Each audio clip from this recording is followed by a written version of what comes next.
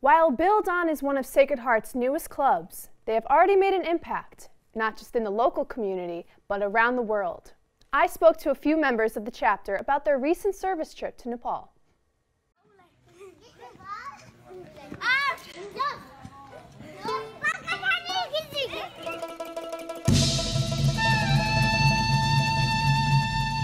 On January 3rd, 15 members of the Sacred Heart community traveled to Nepal, where they built a primary school through one of Sacred Heart's service organizations, buildOn. So buildOn is a nonprofit philanthropy, but it's also, we'd like to say, a movement. buildOn is unique because our students who get involved in it get to work with both local youth and with communities across the globe in building schools. buildOn's mission is to break the cycle of poverty, illiteracy, and low expectations through service and education. Realizing that pretty much everybody in America is guaranteed an education is such a privilege that we don't recognize. And school is something that you can resent, and it's something, oh, I don't want to go to class today. But there are people who have never been to school a day in their life, and they would give anything to go.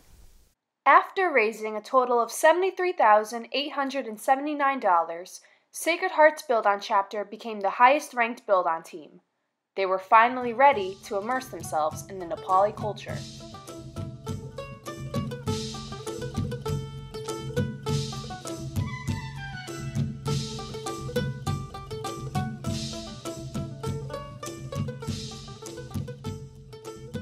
Four to 5 hours of labor were set aside each day for the construction of the primary school.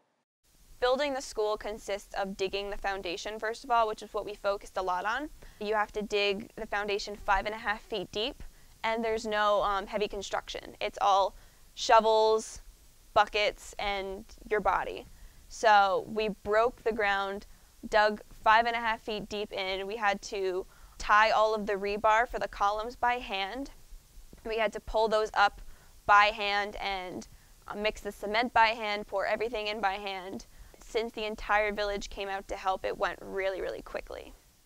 Illiteracy in Nepal contributes to higher birth rates, high HIV rates, and economic difficulties. About 1/3 of male adults and 2/3 of female adults are illiterate and without education.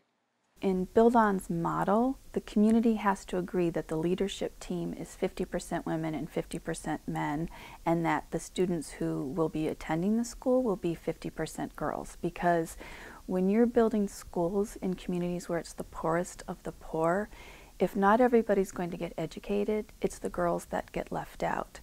And so when we come into the community and we are working with a leadership team of 4 out of 5 women and a huge contingent of women from Sacred Heart, it shows communities how much women can do. And then when you see on the work site that men and women show up and they're working in partnership and they're all doing the same job, you can see that when we work together, we can make such a huge difference.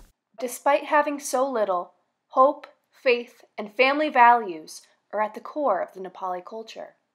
Yes, it's one of the most economically impoverished countries in the world, yes.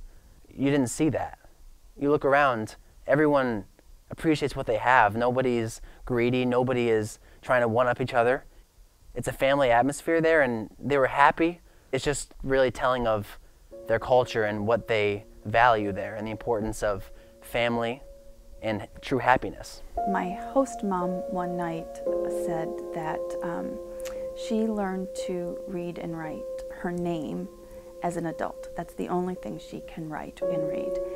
And she said, just because I cannot read or write doesn't mean I don't have big dreams for my children.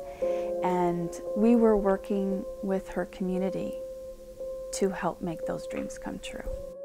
Members hope to take everything they've experienced in Nepal and use it as a platform to establish buildOn as a big movement on campus and within the Bridgeport community. When you get involved in an activity like this, you can see that it's possible to really do more than you thought it was possible by working with other people.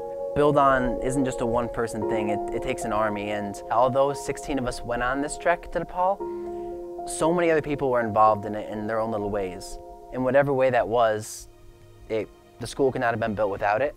And I just wanted to thank every single person that made this possible from the bottom of my heart and the bottom of the rest of our hearts.